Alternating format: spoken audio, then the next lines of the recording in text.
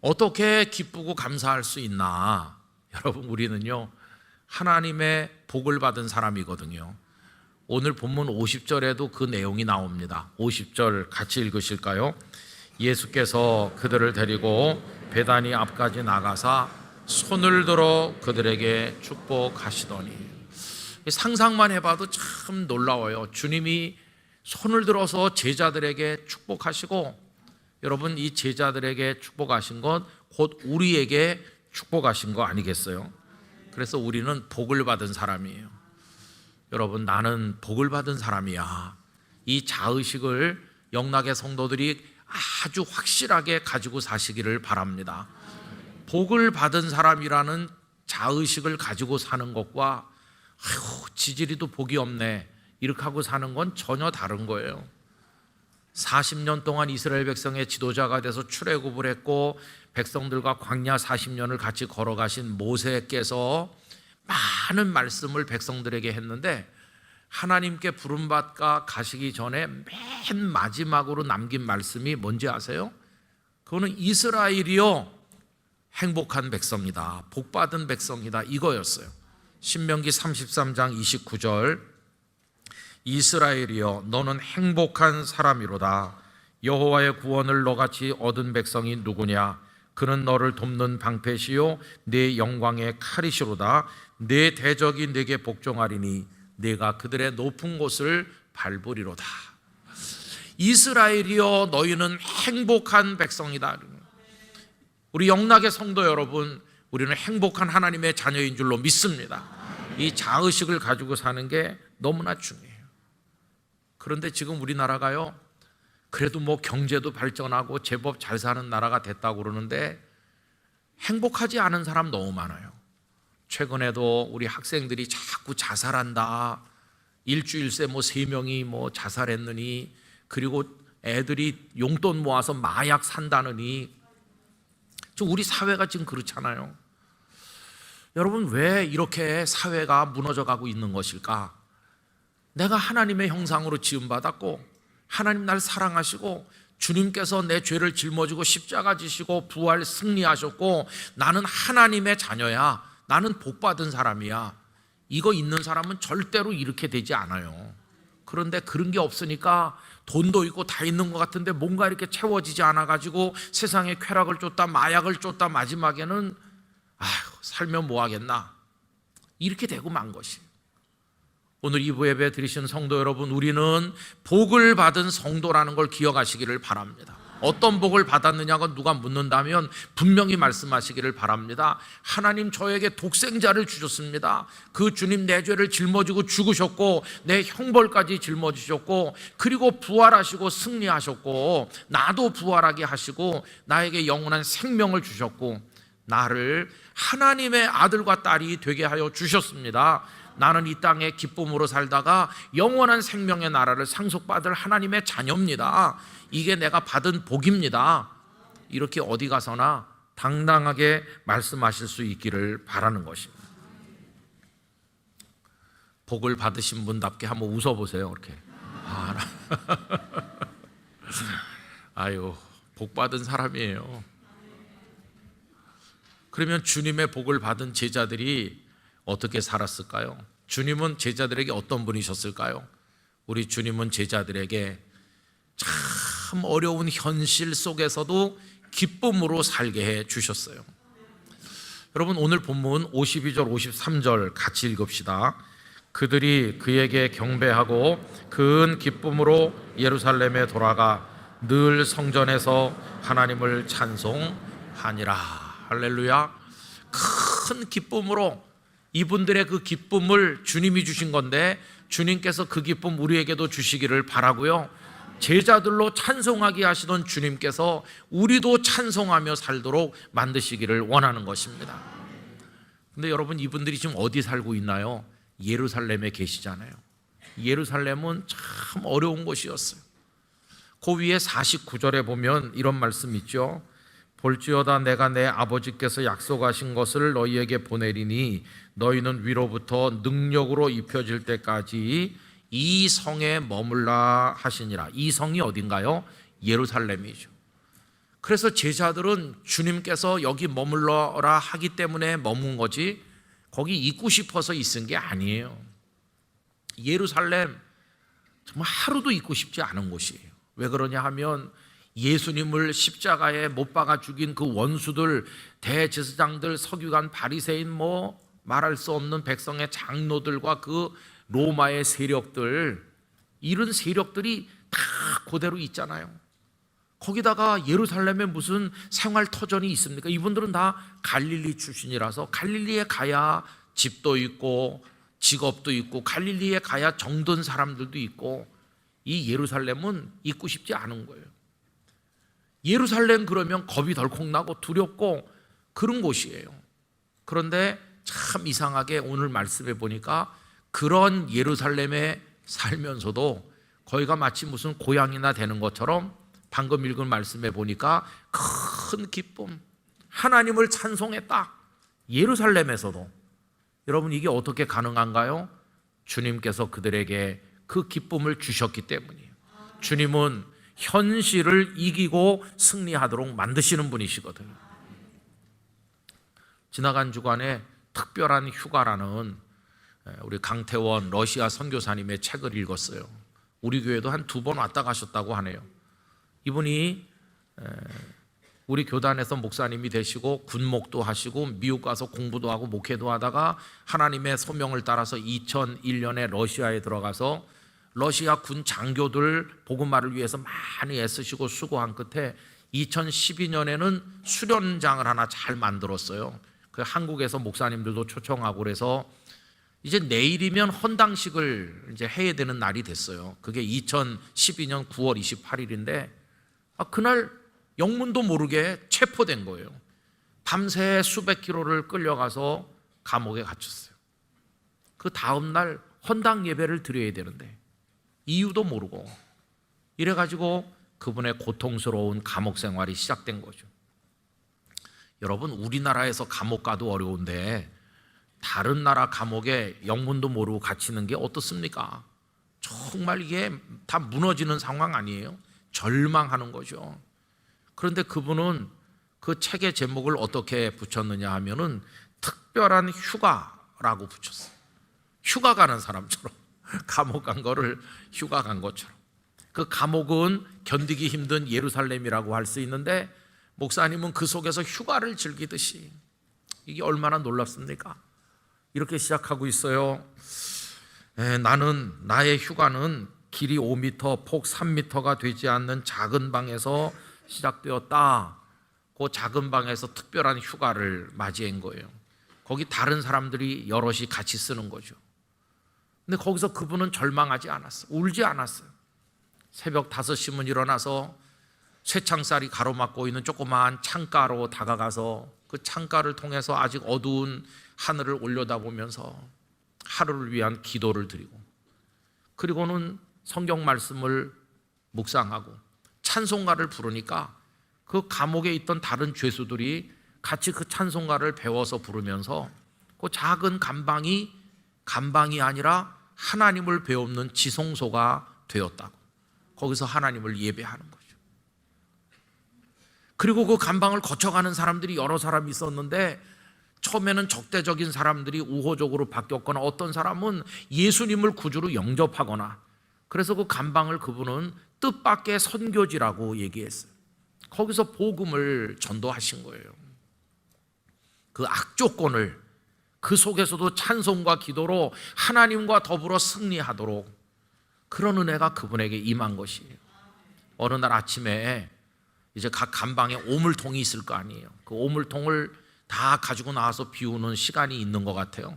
그날은 이분이 담당이 돼갖고 오물통을 들고 나가서 그 비우는 데다 비워가지고는 다시 자기 방으로 가시려고 이렇게 계단으로 올라오는데 떠오르는 아침 태양이 확 밝은 빛으로 비추면서 따뜻하게 온몸을 확 감싸는데 그게 아침 햇살이 아니라 주님의 빛으로 여겨졌대요. 주님이 나를 둘러 비추시는구나. 내가 여기 있어도 주님의 은혜의 빛이 나를 비추시는구나. 그때 찬송가가 확 튀어나왔대요.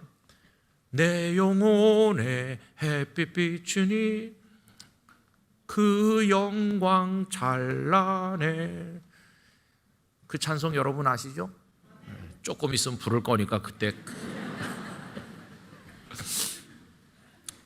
얼마나 놀랐습니까? 주 영광 찬란해 찬송하고 이 세상 어떤 빛보다 이 빛 더 빛나네. 이 빛 예수 그리스도의 빛이 더 빛난다. 주의 영광 빛난 광채 내게 비춰 주시옵소서. 그 밝은 얼굴 배울 때 나의 영혼 기쁘다. 그래서 그 목사님은 감옥이라는 예루살렘에서도 승리하신 거예요. 여기 제자들처럼.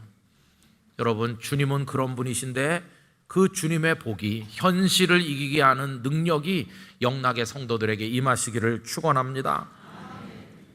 또 그 주님은요, 이렇게 해가지고 우리로 찬송하는 사람이 되게 하시는 거예요. 찬송. 여기 지금 주님께서 그들에게 축복하셨다고 할 때 축복하다, 이게 율로게오라는 단어거든요.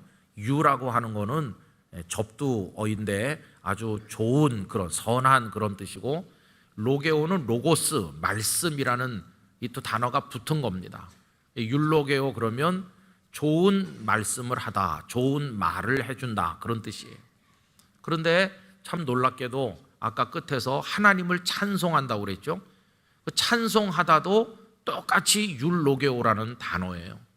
똑같은 단어가 주님께서 우리에게 좋은 말씀을 주실 때는 축복하다로 번역이 됐고, 우리가 하나님을 향해 좋은 말씀을 올려드리는 건 그건 뭘까요? 찬송으로 번역이 된 거예요. 주님도 우리에게 좋은 말씀 주시고 축복, 우리도 하나님을 향해 좋은 말씀을 올려드리고 찬송, 이래갖고 만나는 거예요. 축복과 찬송이.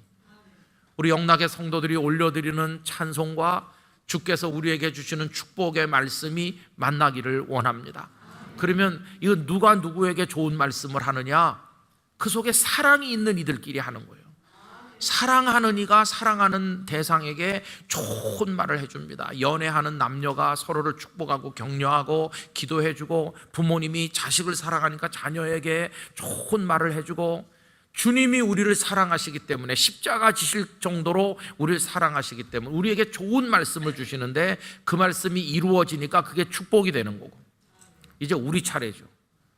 이제 우리도 우리 주님을 사랑하니까, 하나님 사랑합니다. 하나님을 사랑하니까 우리가 올려드릴 수 있는 좋은 말씀을 다 동원해서 거기다가 곡절을 붙여서 올려드리니 그게 찬송이 되는 것이에요. 찬송. 그리고 그 찬송은 주님과 우리 사이에 사랑이 오고 가는 것이기 때문에 능력이 있어요. 능력. 바울과 실라가 빌립보 감옥에 갇혔지만 그분들의 예루살렘은 그 감옥이었는데, 거기서 찬송했을 때 착고가 풀리고 옥문이 열리는 놀라운 역사가 나타나게 된 것이죠. 주님은 우리로 하여금 어려운 상황에서도 찬송하게 하시는 분인 줄로 믿습니다. 우리 성도들이 그런 모습으로 살아가시게 되기를 기원합니다. 그래서 여러분, 주님은 우리로 하여금 어떤 곳에 있든지 어떤 상황에 있든지 모든 순간에 기뻐하고 감사하며 찬송하며 그 순간을 즐기며 살아가도록 만드시는 분임을 알게 되는 것이죠. 여러분, 이 제자들은 행복한 삶을 미래로 밀어놓지 않았어요. 우리가 지금은 죽을 지경이야, 예루살렘에 있기 때문에 너무 힘들어, 못 살겠어. 그런데 나중에 언젠가는 예루살렘을 떠날 날이 오겠지. 그래서 예루살렘을 떠나면 그때나마 우리가 행복할 것 같아, 이렇게 말한 분들이 아니에요. 그 행복을 미래로 밀어놓고 오늘은 고통만 받는 그런 분들이 아니었어요. 그분들은 지금 여기서 행복한 것이에요. 오늘 여기서 기쁜 것이에요. 여러분, 주님의 주시는 은혜를 나중에 받을 거라고 생각하지 말고 오늘 누리시길 바랍니다. 지금 여기서 맛보는 거예요. 지금 여기서. 감옥 안에서도 맛보고 예루살렘에서도 맛보고, 그게 주님께서 우리에게 주시는 은혜인 줄로 믿습니다. 이런 기도가 있어요. 예수님, 이제 기다리지 않겠습니다. 오직 지금 이 순간을 사랑으로 채우면서 살겠습니다. 고든 선은 수많은 점들이 연결되어 이루어집니다. 저의 삶도 수많은 분과 초가 결합되어 이루어집니다. 제가 완벽하게 모든 점을 배열한다면 선은 곧게 될 것입니다. 더욱 완벽하게 순간순간을 산다면 제 삶은 거룩해질 것입니다.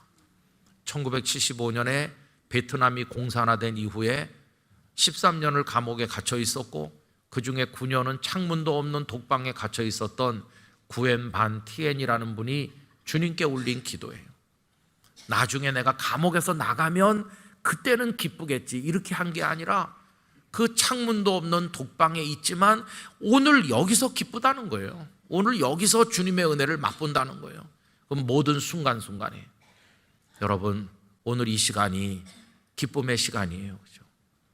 나중에 기쁘는 게 아니라 여러분이 계신 그곳에서 지금 이 순간이 기쁘고 감사하다, 이런 고백으로 살아가시게 되기를 바라는 것입니다. 그와 동시에 지금 여기서 기쁜 것과 동시에 제자들에게는 영원한 소망도 있었어요. 여러분, 아까 읽은 50절에 보면 이런 말씀이 있죠. 예수께서 그들을 데리고 베다니 앞까지 나가사, 이렇게 돼 있죠. 같이 가자. 그래서 제자들을 데리시고 베다니 앞에까지 가셨어요. 근데 거기까지였어요. 거기까지만 같이 가시고 제자들은 남겨놓으신 채로 주님 홀로 승천하셨어요. 그때 제자들은 당황하기도 하고 황홀하기도 하고 어떤 면으로 섭섭하기도 했을지도 몰라요. 왜 우리는 데려가시지 않고 남겨두시나? 왜 홀로 가시나? 그러나 그들은 절망하지 않았을 거예요. 왜 그러냐 하면 주님의 말씀이 떠오르거든요. 요한복음 14장 3절, 가서 너희를 위하여 거처를 예비하면 내가 다시 와서 너희를 내게로 영접하여 나 있는 곳에 너희도 있게 하리라. 내가 먼저 간다. 가서 너희를 위해 처소를 예비하고 다시 와서 너희를 데려갈 것이다. 주님, 오늘은 베다니까지만 우리를 데려가시지만 언젠가는 우리를 영원한 천국으로 데려가실 줄 믿습니다. 그때까지 우리들은 복음 위에 살겠으며 낭망하지 않고 기쁨으로 살아가며 복음을 증거하는 주님의 사람이 되겠습니다. 이게 영원으로 이어지는 소망을 제자들이 가진 것이죠. 여러분, 그 1992년이니까 벌써 30년도 넘어가는데 롤랑 조페 감독의 시티 오브 조이라고 하는 영화가 있었어요. 인도 캘커타를 배경으로 하는 영화죠. 맥스라고 하는 젊은 의사가 등장하는데 이 사람 미국에서 환자를 수술하다가 그 환자가 죽습니다. 그래서 그 의료의 한계를 깨닫고 자신의 무능함을 깨달으면서 그냥 굉장히 절망하는 거예요. 그리고 다 그냥 집어치우고 방랑자처럼 떠돌다가 인도 캘커타의 그 슬럼가로 스며들었어요. 근데 거기서 불량배들에게 얻어맞고 다 뺏기고 이제 오갈 데 없는 신세가 됐는데 그 빈민가에 그보다 더 가난할 수 없는 사람들이 뜻밖에도 그를 돌봐주고 사랑해주는 거예요. 야, 이렇게 가난하고 형편없는데도 사랑이 있구나. 거기서 새로운 세계에 눈을 뜨게 돼요. 그러면서 그는 자신의 의술을 가지고 거기 있는 진료소에 가서 불쌍한 사람들을 이렇게 돌보게 돼요. 거기 등장인물들은 하나같이 다 가난한 사람들이에요. 그런데 그 뒷골목 슬럼가에 기쁨을 가진 사람들이 살아간다는 거예요. 캘커타라고 하는 거대 도시가 있습니다. 거기는 온갖 죄악이 가득하고 뭐 말할 수 없는 고통이 넘치는 곳이에요. 고통의 도시죠. 고통의 도시. 그런데 고통의 도시 그 뒷골목에 뜻밖에도 기쁨을 가진 사람들이 살고 있다는 거예요. 그래서 그 영화 제목이 시티 오브 조이, 기쁨의 도시가 된 거죠. 성도 여러분, 오늘 우리 현실이 그래요. 우리 대한민국 고통의 나라 같아요.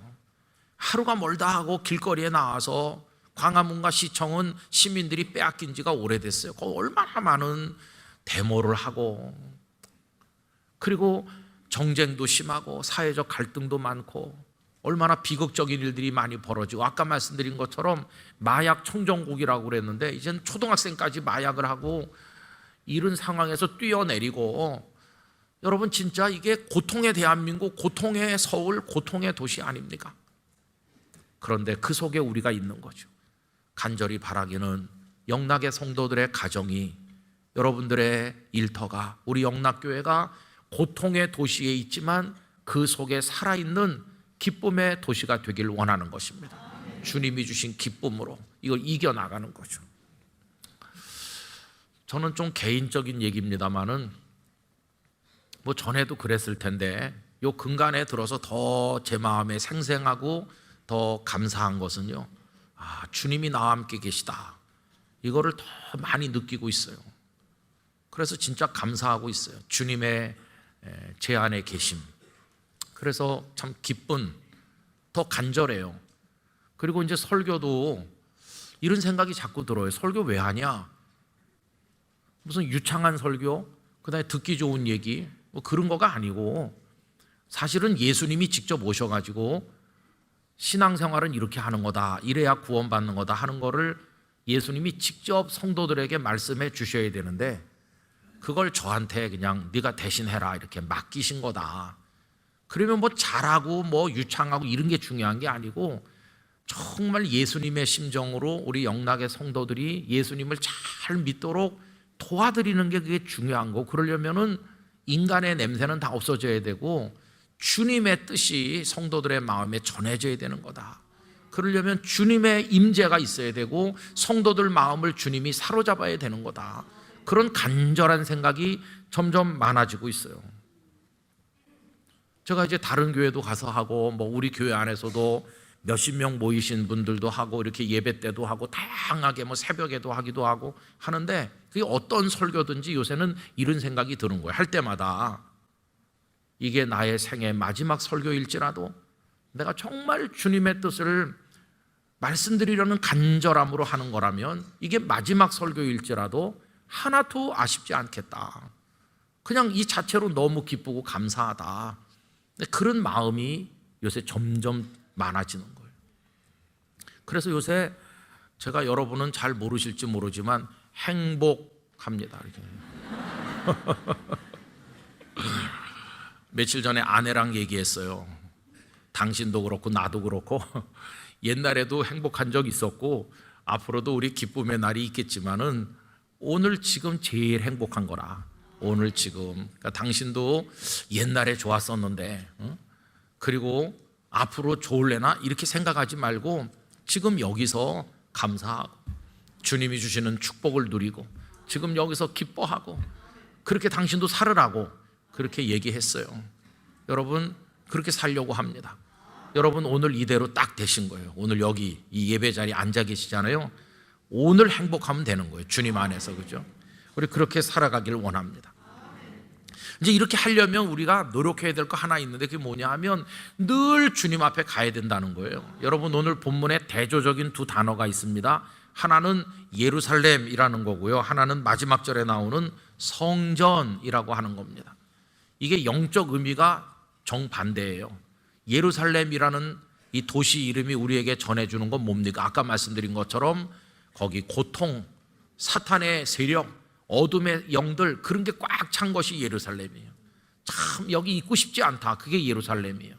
근데 어떻게 그 예루살렘에서의 삶을 이겨내고 기쁨으로 살아갈 수 있는가? 그 힘은 어디서 오는가? 할 때 성전에서 오는 거예요. 성전. 여러분 맨 마지막 절 다시 보시면 늘 성전에서 하나님을 찬송하니라. 성전은 예배당이라고도 할 수 있고 성전은 하나님을 뵙는 곳, 우리의 기도가 올려지는 것, 하나님을 찬송하는 것, 하나님이 임하여 계신 모든 곳이 우리에게 성전이 되는 거예요. 그래서 하나님 앞에 서 있다, 이 꼬람데오의 의식을 가지고 하나님 내가 예루살렘이라는 현실에 지금 갇혀 있어요. 질병 그리고 가난 뭐 여러 가지 어려움, 이 예루살렘이 저를 숨을 쉬지 못하게 만들지만 나는 그럼에도 불구하고 지금 주님 앞에 있어요. 주님으로 인해서 이길 수 있습니다. 이게 성전을 중심으로 하는 영적 삶이라고 말할 수 있어요. 여러분 늘 성전에서 그랬죠? 늘 하나님 앞에 사시기를 축원합니다. 늘 기도의 삶을 사시길 바라고 늘 위로부터 내려주시는 은혜로 옷 입으시기를 축원하는 것입니다. 그러면 내 영혼의 햇빛 비치네 그 기쁨과 감사로 살아갈 수 있는 거예요.